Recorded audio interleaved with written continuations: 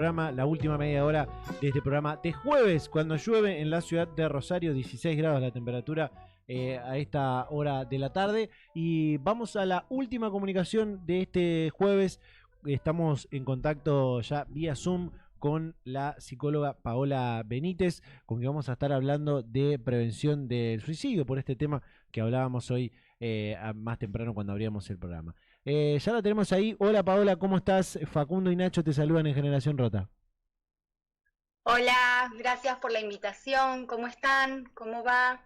Bien, muy bien. ¿Cómo estás vos? Gracias por el tiempo que te tomás para charlar con nosotros. Dale, dale. Bueno, estábamos hablando antes, el fin o lo que llama a este tema es el caso del jugador, el juvenil de las inferiores de Boca, un chico de 19 años, 18, 19 años, que hace pocos días tomó la decisión de quitarse la vida y a partir de eso, Fermín Núñez, ahí va, gracias Nacho. Y a partir de ahí surge la cuestión de pensar en la prevención del suicidio, si hay una forma de prevenirla, sobre todo en lo que tiene que ver con lo juvenil, ¿no? Sí, sí, mirá, el suicidio es una problemática prevalente en este momento, viene siendo a nivel mundial. De hecho, la Organización Mundial de la Salud, la Organización Panamericana de la Salud, tienen lineamientos y recomendaciones hacia todos los países del mundo respecto de tomar este como un eje de la política pública. Porque es una problemática preocupante, digamos, que no se circunscribe a lo singular, no es un problema, digamos, de patología, sino que tiene que ver, bueno, con, con una problemática que tiene que ser pensada de modo integral y como un problema de salud pública. Ujú, ujú. De hecho, bueno, hay una ley de prevención del suicidio, ¿no? Es la ley 27.130, que fue reglamentada en el año 2021 en nuestro país. Ujú. Eh, y nada, uno de los ejes de la política pública de la provincia incluso tiene que ver con la prevención, la atención y la posvención del suicidio. Es una situación realmente muy lamentable donde cuando ocurre, en cada comunidad que ocurre, es una situación de alguna manera muy chocante para todas las Ujú. personas, ¿no? Para todas las personas que están cercanas a esa situación de ese joven adolescente, e incluso para, bueno, para aquellos que no lo son tan cercanos, digamos, para Claro. la comunidad toda. Eh, y sí es posible de prevenir. De hecho, yo trabajo en los equipos socioeducativos de la provincia de Santa Fe Ajá. y que son equipos que trabajan la vulneración de las infancias y de las adolescencias que suceden y acontecen en las escuelas, y cuando hay alguna situación de llamado de atención donde los adolescentes, algún referente adulto pueden transmitir esta, esta, estas ganas de no vivir más o de no estar más o de, bueno, es ahí cuando nosotros empezamos a tomar intervención y vamos testeando no solamente a ese adolescente, sino también trabajando con la familia en singular de esa situación, pero también testeamos en la grupalidad, en el curso, bueno, qué está aconteciendo, cómo son las relaciones, cómo van ellos utilizando las redes sociales para comunicarse. Eh, bueno, un poco ahí vamos laburando la problemática de modo integral, porque cuando se habla de cómo atender de modo integral, no se entiende muy bien o no se sabe muy bien a qué se refiere, ¿viste? Sí. Te dicen, bueno, hay que atenderlo de modo integral. Bueno, ¿y cómo es? ¿No? Atenderlo de modo integral. Una situación donde alguien está diciendo que ya no tiene más ganas de estar, de vivir, bueno, y también esto es, ¿no? Es ubicar, tener una entrevista con el adolescente, y si el adolescente no quiere, no gusta tener la entrevista con alguien que no conoce, es a través de la referencia adulta que este adolescente tiene, es ubicar dentro de su cotidianidad quiénes son importantes para este adolescente, por ejemplo, qué sé yo, la grupalidad, si hay algún conflicto con la grupalidad en el club, en la escuela, empezar a despejar allí y quiénes son en el centro de salud más cercano o con quienes se atienda, si este adolescente tiene obra social, con quienes se atiende, bueno, quiénes son las referencias de salud más cercana para acompañar. Digamos, la integralidad tiene que ver con esto, con la vida de ese joven, en qué instituciones se va desarrollando, cuáles son sus personas y referencias cercanas, y escuchando, sobre todo escuchando a ese adolescente, intentar ubicar también ahí qué cosas lo llevan al disfrute, ¿no? A pensarse en un futuro próximo, digamos, ¿no? En un futuro próximo, digo, en su cotidianidad próxima, en esos Sí. días, bueno, qué va a hacer, qué quiere, qué le gustaría. Eh, a eso nos referimos cuando hablamos de integralidad, a básicamente las instituciones que están en su comunidad y él incluye estas instituciones dentro de su vida, digamos, y hace un pasaje por esas instituciones. Es allí donde hacemos pie para pensar a este adolescente y ofrecerle, digamos, un proceso de atención integral. Bueno, Paola, ¿vos creés que... Nacho te saluda. ¿Vos sí, creés que hola hay Nacho. suficientes recursos? Lo hablábamos en la previa acá, marcándolo del lado deportivo, que quizás creemos que no hay un seguimiento tan constante para la prevención del suicidio y de o patologías de salud mental, de las que hoy recién está saliendo un poco y que se está dejando de ver como un tabú. ¿Hay suficientes recursos para la prevención del suicidio, puntualmente hablando? Mira, los recursos siempre son de alguna manera escasos y en este momento en nuestra provincia, en términos de políticas de infancia, estamos ahí con una pregunta de cuáles van a ser los ejes de la política de infancia y adolescencia, los lugares, la potencialidad, digamos, que va a haber en los territorios de ofrecimiento, porque no sería solamente la atención en salud, tiene que ver con lo cultural, tiene que ver con las ofertas culturales, deportivas, para los adolescentes y para los niños y las niñas, ¿no? No tiene que ver solamente con la atención en salud, eso quiero decir.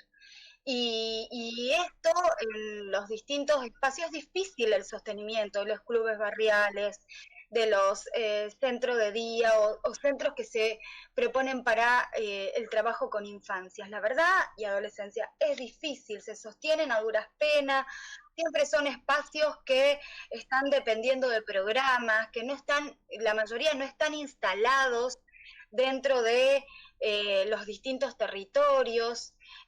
Mira, yo te digo, en Santa Fe hubo un programa muy importante que en algún momento tuvo realmente incidencia dentro de las adolescencias porque había incluso un acompañamiento con distintos espacios de inserción para pensarse no solamente en lo educativo, sino también a futuro respecto de una profesión. Este programa después se llamó Santa Fe Más, no tuvo la misma incidencia y ahora está como ahí, no se sabe muy bien cómo va a Como continuar. está en stand-by. Entonces, bueno, los recursos en concreto son escasos porque las instituciones todo el tiempo están precarizadas de alguna manera, ¿no? Las ONG siempre están como ahí al margen de desarmarse por falta de financiamiento. Y eso es un problema que tenemos muy Te, grave te en los sumo, distintos territorios de sí, te Rosario. sumo a lo que venís diciendo, Paola, y me interpela una pregunta porque también creo que entra en el rango. Hablas de niñez y hablas de adolescencia, y en los adultos jóvenes, en esta edad de veintitantos, digo que se supone que por ahí la vida ya les dio algún no sé, sendero, por así decirlo, de estudiar una carrera, terminar el secundario, tener un oficio, quizás no se le pudieron brindar esas posibilidades, ¿no? Estamos abiertos a todo rango socioeconómico, pero ¿qué recursos se le puede brindar a a esa franja etaria? Yo creo que siempre tiene que ver con la perspectiva de pensarse a futuro, ¿no? Porque, mira, una de las situaciones, en el 2022, el Ministerio Público de la Acusación planteó que la tasa de suicidios en jóvenes, como vos situás, en jóvenes, no en adolescentes, sino en jóvenes, se duplicó. Y yo creo que tiene que ver con que, bueno, que fue pospandemia, estamos hablando del año 2022, que estos jóvenes estaban saliendo, digamos, en esa transición entre la adolescencia y pasar a entrar en otra edad de transición a la etapa más adulta.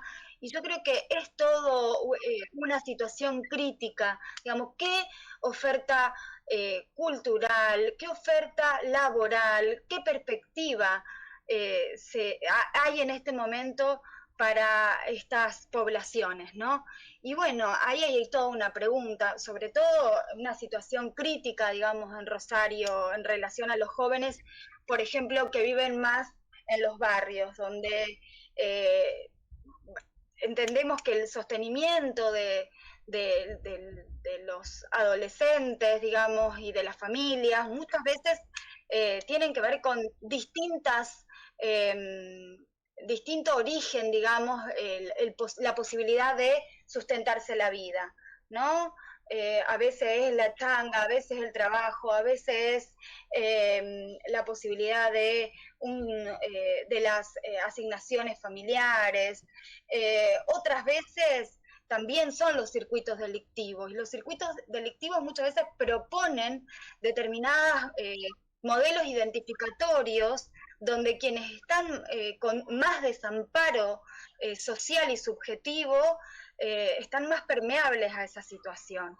Entonces, es muy compleja la situación en poblaciones con más vulnerabilidades y más desamparo social. Lo que no quiere decir que no pasen todas las modos de reproducción social. Y también es verdad que en la adolescencia, vuelvo a la adolescencia porque esto me parece importante de decir, ¿quién no, cuando era adolescente, hay todo un proceso subjetivo, singular, que se da en todas las adolescentes, que tiene que ver con un pensamiento y fantaseo que tiene que ver con la muerte, ¿no? Porque es un momento donde hay un duelo por la niñez, hay un duelo por esos padres que en la niñez fueron referencia muy importante. Entonces, ¿cuáles son, digamos, las situaciones en donde en esas adolescencias hay momentos en donde hay un fantaseo con la propia muerte, con quién va a venir al velorio, si voy a ser querida o no voy a ser querida, si, ¿no? Hay un fantaseo. Distinto es cuando hay ideación suicida, ¿no? Una cosa es el fantaseo de la adolescencia, con el propio duelo que implica la adolescencia, de la infancia, de esas referencias, y otra cosa es la ideación suicida, que tiene que ver con pensar concretamente, ¿no? De modo singular, cómo hacerlo, cómo llevarlo a cabo, sentirse mal y no parar de sentirse mal, no poder dormir, no poder descansar, no estar bien en ningún lado. Bueno, ahí es cuando hay que tener atención, cuando los referentes adultos de estos chicos tienen que tener cierta percepción para poder ubicar que necesita ayuda, ¿no? Ahí es cuando podemos ubicar que necesita ayuda. Hay como una cosa bien distinta, ¿no? Y en la juventud yo creo que las fragilidades respecto de los adultos, cuando nosotros charlamos con los jóvenes, digamos, hay una fragilidad del sostenimiento del adulto como, como referente, hay como una caída, hay como Y bueno, y eso es lo que la fragilidad de no tener referentes, de no tener amparos, muchas veces deja eh, muy solos a los jóvenes y es una situación compleja. Por eso entendemos que es con más espacios culturales, con potenciando los espacios culturales, los espacios de clubes sociales, que se previene esta problemática tan compleja. Charlaba hoy bueno, con Natalia Palma, que es la que nos contactó con vos para poder charlar en este momento, y me decía que sos parte del órgano de revisión local de salud mental, entiendo, y quería preguntarte primero cómo funciona, de qué se trata este espacio y cómo trabajan fundamentalmente en este tema que estamos charlando, ¿no? Mira, el órgano de revisión local es un órgano que se armó para poder generar rever, digamos, las distintas instituciones que se dedican a la atención en salud mental en toda la provincia. Ajá. Las prácticas y las distintas instituciones que trabajan con salud mental en la provincia, sean públicas o privadas. Es el órgano que vela por los derechos humanos de las personas que tienen problemáticas en salud mental.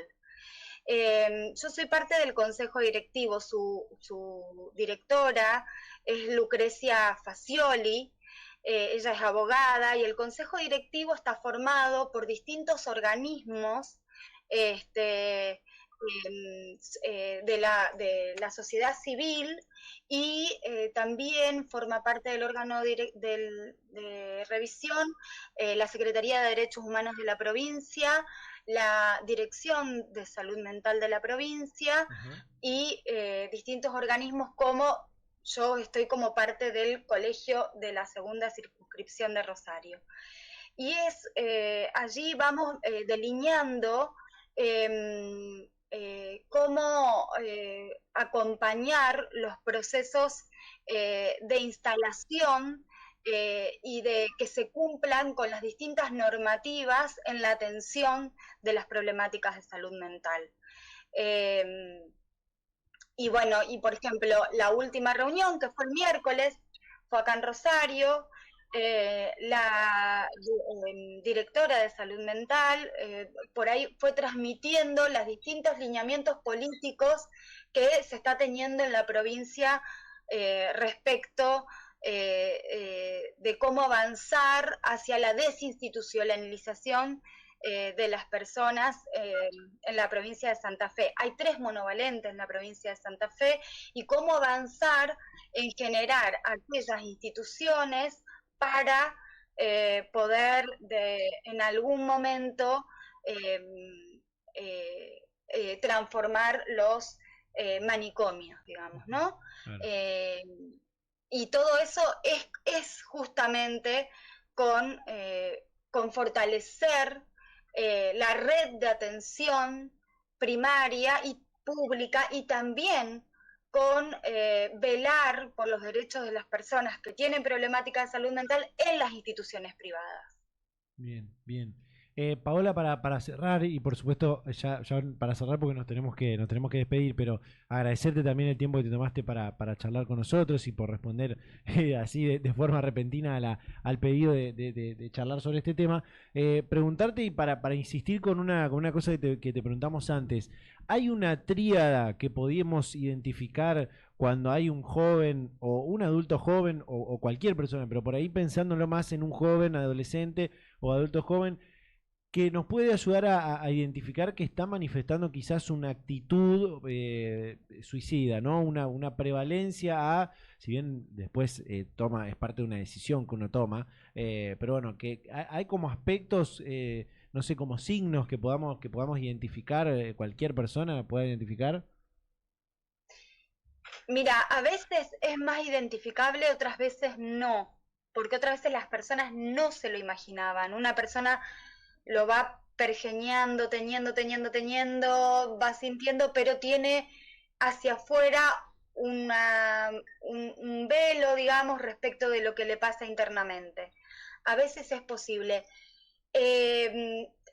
Yo diría que son muy pocas las veces que no es posible, digamos, eh, visibilizar que una persona está mal. El entorno más cercano, y si esa persona se anima a transmitir alguna referencia, su situación de malestar, probablemente sea más fácil. Por eso hay que estar muy atentos, digamos, sobre todo en las instituciones educativas, en las instituciones deportivas, estar muy atentos a las pautas de alarma. Muchas veces es absolutamente evitable.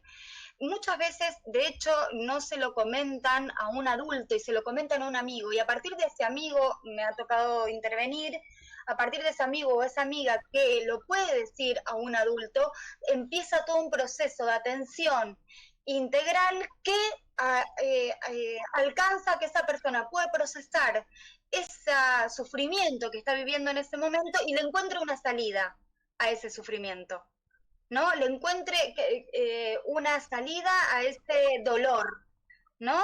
Y ahí es más sencillo. Yo diría que son muy pocas las veces donde hay una situación donde no es posible evitarlo. Por eso se habla de prevención, si no, no se hablaría de prevención. Porque es prevenible, es posible prevenirlo. Porque una persona, por lo general, o deja escrito o hay algún señuelo que va abriéndose y que va dejando para poder ser tomado, quien lo quiere, quien acompañe, quien ve eso, puede ser tomado y puede ser parado a tiempo. Excelente, excelente.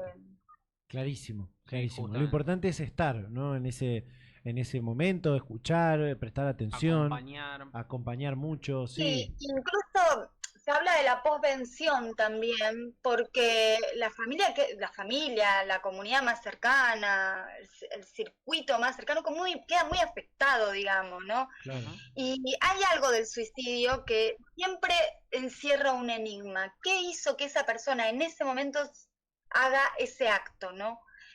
Y cuando trabajamos, cuando ya ha acontecido, lo que siempre planteamos es que la persona tomó una decisión, y que no, que hay que, en vez de pensarse como culpable de que lo que no se hizo, de lo que no se pudo, es en realidad poder ayudar a procesar ese duelo de esa persona que hizo ese acto, digamos, ¿no? Con los familiares sobre todo. Por eso se habla de posvención. También el trabajo con los familiares que quedan y quedan absolutamente afectados, digamos, y culpabilizados muchas veces por no haberse dado cuenta. Pero bueno, muchas veces es complejo y no es tan sencillo cuando la persona se encierra absolutamente. Claro.